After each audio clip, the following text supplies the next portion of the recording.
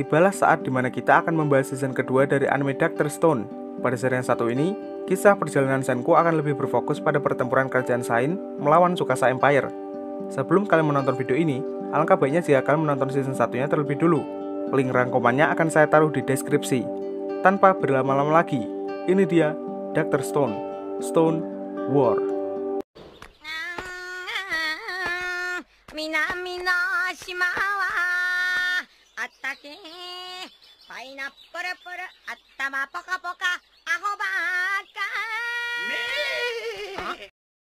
Masih bersama Senku sebagai tokoh utama sekaligus ilmuwan muda yang kecerdasannya melebihi dosen kimia. Asagiri Gen sebagai seorang mentalis sekaligus tangan kanan Senku yang dapat dipercaya. Chrome sebagai rekan ilmuwan Senku yang memiliki kemampuan eksplorasi yang cukup tinggi. Kohaku sebagai rekan bertarung Senku yang paling kuat. Ogawa Yuzuriha sebagai rekan lama Senku dari masa lampau sekaligus sosok dan keterampilan yang luar biasa. Oki Taiju sebagai sahabat sekaligus rekan Senku yang paling bisa diandalkan. Shishio Tsukasa sebagai main villain pada seri yang satu ini. Dan masih banyak lagi karakter yang akan kita eksplanasikan. Anime dibuka lewat sebuah narasi yang diucapkan oleh Asagiri Gen tentang awal kehancuran bumi dan kebangkitan Senku. Cerita ini didengar langsung oleh anak-anak desa Ishigami yang dengan antusias mendengarkannya.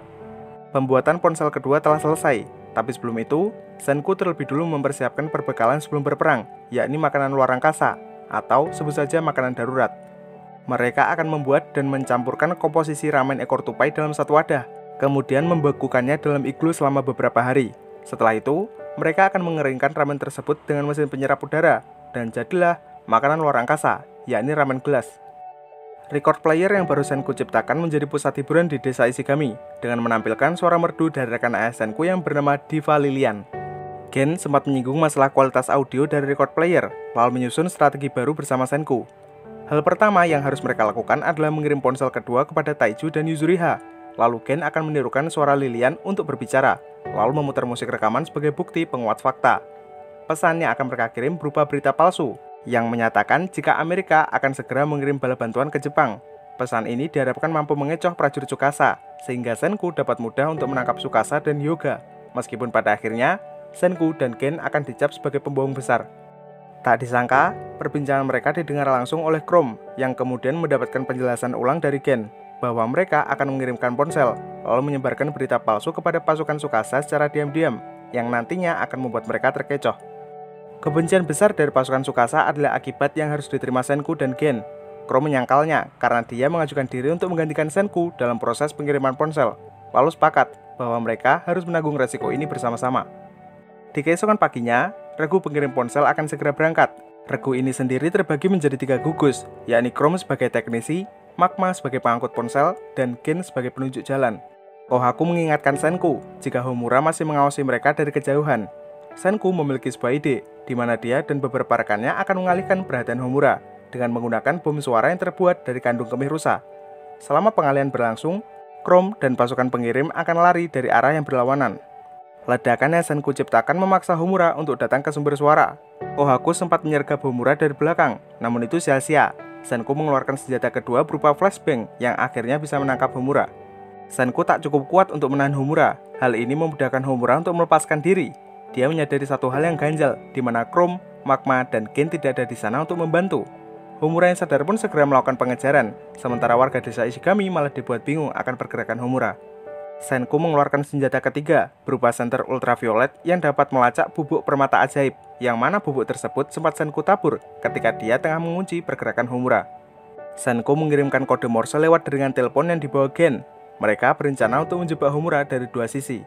Di keesokan paginya, Homura baru menyadari jika dia telah dilacak Senku. Magma, Gen, dan Chrome memancing perhatian Homura dan ponsel teman mereka, yang memaksa Homura untuk mengecek antena di atas pohon, yang ternyata adalah sebuah jebakan, sehingga Homura tanpa sengaja terjatuh, tapi berhasil diamankan Kohaku.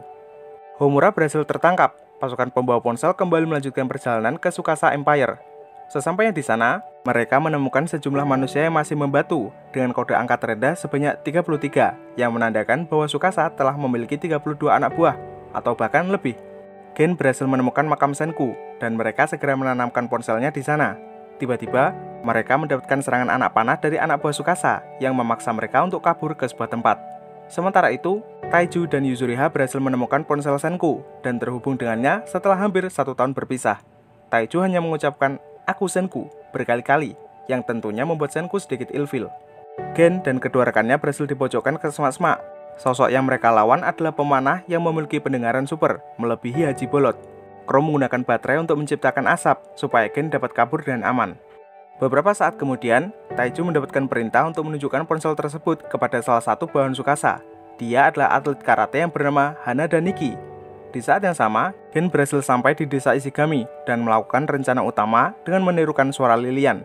Nikki tak begitu percaya bahwa dia adalah Lilian, karena Nikki adalah penggemar beratnya. Dia melemparkan 2 pertanyaan yang salah satunya berhasil dijawab oleh Senku lewat pemikiran kritisnya, namun itu tak berhasil meyakinkan Nikki. Hingga pada akhirnya, Senku lebih memilih untuk menggunakan kartu asnya, yakni rekaman lagu terakhir Lilian, yang ternyata membuat Nikki tak kuasa menahan tangis. Nikki memberikan Senku sebuah kesepakatan agar dia membangkitkan semua karya Lilian yang telah hancur. Senku tak dapat menyanggupinya, tapi dia berjanji untuk menjaga peninggalan terakhir Lilian dan kekuatan Sain. Alhasil, Nikki resmi bergabung dengan aliansi. Berkat informasi dari Nikki, kita bisa tahu 3 teratas yang menjadi pondasi Tsukasa Empire, yakni Tsukasa, Hyogo, dan salah satunya adalah sosok yang kini tengah berhadapan dengan Chrome dan Magma. Dia bernama Saionji Ukyo. Di saat yang bersamaan, Magma mulai terpojok akan kekuatan Ukyo, dan Chrome lebih memilih untuk menggunakan jurus terakhirnya, yakni menyerah. Kesempatan ini Magma gunakan untuk kabur dan menyampaikan berita tertangkapnya Chrome kepada Senku. Kohaku sempat berniat untuk menyelamatkan Chrome seorang diri, tapi Senku berhasil menghentikannya dengan meneriaki singa betina kepada Kohaku. Senku berniat untuk melakukan serangan penuh, tapi sebelum itu, mereka akan menciptakan mobil dengan bahan bakar berupa uap. Di kerajaan Tsukasa, Chrome dipaksa berkali-kali untuk buka mulut tentang rencana besar Senku, tapi Chrome lebih memilih untuk diam hingga dia dibawa ke pinggiran air terjun yang curam. Tsukasa memberikan penawaran terakhir agar Chrome dan warga desa bergabung dengan Tsukasa Empire, sekaligus membocorkan rencana besar Senku. Chrome menolak dan Hyuga pun menjatuhkannya. Akan tetapi, Tsukasa malah menyuruh Ukyo untuk mengamankannya, lalu memberikan jembatan darurat agar Chrome bisa turun. Hyuga sempat bertanya kepada Ukyo tentang lokasi di mana Chrome ditemukan. Ukyo lebih memilih untuk berbohong bahwa dia menemukan Chrome seorang diri di dekat gua penghasil asam nitrat. Dengan begini, Tsukasa tak bisa berbuat banyak selain menebak kedatangan Chrome di kerajaannya. Beberapa waktu kemudian, Senku telah berhasil menciptakan mesin uap dan masih memerlukan beberapa upgrade. Lewat sedikit uji coba, Senku menggantikan ban kendaraan tersebut menggunakan ban tahu yang biasa dipakai kendaraan NASA untuk menjelajahi bulan. Kendaraan ini mereka namakan Steam Gorilla. Senku akan mengajak semua warga desa untuk pergi, namun para lansia menolak untuk ikut. Kemungkinan terburuk yang akan terjadi adalah pasukan Tsukasa yang menyerang desa tanpa ampun, tapi para lansia percaya bahwa Senku akan mengalahkan Tsukasa sebelum hal itu terjadi. Usai mengangkut beberapa perkakas, Senku dan rombongannya bergegas ke Tsukasa Empire. Steam Gorilla tidak cukup kuat untuk menaiki tanjakan dan memaksa yang lain untuk mendorongnya. Senku memutuskan untuk mendirikan camp di wilayah Tsukasa. Kohaku dengan sigap melakukan pemantauan dan teleskop, sedangkan Suika melakukan investigasi seorang diri. Suika berhasil menemukan keberadaan Chrome yang tengah dikurung dan membeberkan informasi tersebut kepada Senku. Mereka akan melakukan upgrade kepada Steam Gorilla, sehingga kendaraan tersebut menjadi kokoh dan kuat untuk menembus penjara Tsukasa. Bahan yang mereka gunakan bukanlah besi yang dapat menghambat laju kendaraan, melainkan kertas yang dilapisi dengan plastik. Hal ini terbukti ampuh untuk menahan serangan tombak Ginro, dan jadilah Steam Gorilla versi ketiga. Tsukasa memprediksi jika Senku akan menggunakan kendaraan untuk menerobos masuk, maka dari itu, dia menyiapkan jebakan lubang yang akan menghambat pergerakan Steam Gorilla nantinya. Chrome tak berniat untuk diselamatkan, karena dialah yang akan menyelamatkan teman-temannya. Chrome semakin kesulitan untuk kabur, tatkala semua sipir dipimpin langsung oleh mantan calon polisi ambisius yang bernama Uei Yo. Chrome tak sepintar Senku, dia lebih memilih untuk mengumpulkan bahan yang bisa membantunya lolos dari penjara. Akan tetapi, tak ada satupun dari bahan tersebut yang mampu membantu Chrome lolos dari penjara. Pada malam itu, sosok misterius memberikan Chrome sebuah baterai yang sempat disita oleh salah satu anak buah Tsukasa. Chrome menggunakan baterai tersebut di keesokan paginya, tapi dengan mudah pasukan Tsukasa menyadarinya. Beruntung, Chrome berhasil menyembunyikan baterai tersebut. Chrome sempat melawak dan berpura-pura bodoh di hadapan pasukan Tsukasa, karena dia memiliki rencana besar untuk kabur menggunakan air laut, yang ia dapatkan dari keringatnya semalam. Keringat tersebut ia bakar dengan baterai, sehingga menciptakan cairan yang dapat melelehkan tali penjara. Chrome berhasil kabur, namun Yo terlalu gesit untuk mengejarnya. Alhasil, dia terjebak ke ujung air terjun. Chrome sempat memberikan perlawanan, tapi itu sia-sia. Secara tiba-tiba, Chrome memuntahkan darah dalam jumlah banyak, yang kemudian ia semburkan ke wajah Hyo. Melihat ada kesempatan, Chrome menggunakan jurus penghancur peler, yang memberikannya kesempatan untuk kabur. Chrome berhasil menemukan perkemahan Senku berkat gerak-gerik dari Suika. Di samping itu, Chrome tidak memuntahkan darah asli, melainkan cairan merah yang tercipta dari 2 buah tanaman yang dimakan secara bersamaan. Chrome mengira jika sosok yang memberikannya baterai adalah Taiju, namun Senku menyangkal bahwa Taiju tidak akan terpikir untuk melakukannya. Lantas, apakah Yuzuriha? Tidak, karena dia sedang menerima misi rahasia dari Senku. Peperangan terakhir antara dua kubu akan merujuk ke Gua Asam Nitrat, di mana mereka bisa menemukan komposisi dasar ramuan pembebas, sekaligus bahan utama dari senjata sains terkuat. Taiju, Yuzuriha, dan Nikki masih menjalankan misi utama mereka secara perlahan untuk membuat beberapa pasukan Tsukasa mengira jika Amerika segera mengirim bala bantuan agar mereka menahan Tsukasa untuk tidak menghancurkan patung-patung lainnya. Tiba-tiba, Ukyo mendatangi mereka yang tengah berkerumun. Gen sudah berusaha payah untuk mengecoh Ukyo, tapi Ukyo dapat dengan mudah menyadarinya. Senku mengungkap sosok yang dengan berani memberikan Chrome sebuah batu baterai, yang tak lain adalah Ukyo itu sendiri. Ukyo menegaskan bahwa dia tidak memihak Senku. Ukyo hanya takjub dengan misi besar Senku yang ia pasrahkan kepada Yuzuriha, yakni menyusun semua pecahan patung yang telah dihancurkan Tsukasa, di mana ketika semuanya telah tersusun tanpa celah, mereka bisa dibangkitkan secara utuh.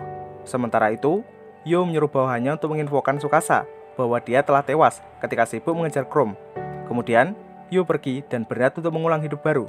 Ukyo bersedia untuk bergabung dengan kerajaan Sain, dengan syarat bahwa Senku tidak boleh membiarkan adanya korban jiwa, karena Ukyo masih ingin bertemu dan orang terdekatnya. Ukyo juga memberitahu Senku bahwa Hyuga mengkambing hitamkan Senku sebagai dalang kematian 3 buahan Tsukasa, yang mana waktu itu Hyuga memang sengaja untuk membiarkan mereka mati terkena gas beracun. Beberapa waktu kemudian, Senku dan teman-temannya telah menyempurnakan tank, meskipun itu hanya dapat melemparkan 1 peluru kejut. Tapi, satu kesempatan itu akan mereka maksimalkan untuk merebut kembali Gua Asam Nitrat. Tak lama setelah itu, datanglah Taiju dan Yuzuriha. Dengan begini, kerajaan Sain bisa dikatakan lengkap. Penyerangan dimulai. Senku, Chrome, dan Gen akan menerobos masuk menggunakan tank. Taiju sempat memberikan perlindungan kokoh untuk barisan depan, meskipun kepalanya juga ikut benjol. Saat tank yang mereka gunakan terguling, Magma mengerahkan bom suara yang dikuatkan dengan parabola, sehingga daya ledaknya menimbulkan efek yang lebih kuat. Salah seorang anak buah Tsukasa telah berhasil diamankan Ukyo, bersama dan Nikki yang menemaninya. Senku kehilangan bom terakhir, namun Taiju dan spontan menggunakan parabola, lalu berteriak dengan sangat kencang. Hal ini membuat pasukan terakhir Tsukasa pingsan, dan kerajaan Sain pun berhasil mendapatkan gua keajaiban. Tidak ada waktu untuk merayakan kemenangan. Senku dan semua rekannya akan segera memproduksi bubuk mesiu. Tiba-tiba, Ukyo memberitakan semua orang untuk segera lari, karena Tsukasa dan Hyuga telah tiba di lokasi mereka. Hyuga melemparkan ultimoskop ke arah Senku, namun Ukyo balik menahan dan tubuhnya, sehingga dia terluka parah. Komposisi lainnya juga terbuang, namun tidak dengan asam nitrat. Tapi sebelum itu, bisakah salah satu dari kalian menolong Ukyo? Kasihan cuk, ntar pendarahannya semakin parah. Lanjut, situasi yang dihadapi Senku sudah berbeda dari yang dulu, karena kini, kerajaan Sain telah berdiri kokoh untuk melindungi Senku dan Chrome yang akan meracik bubuk mesiu, sementara yang lain akan menahan Tsukasa dan kekuatan mereka.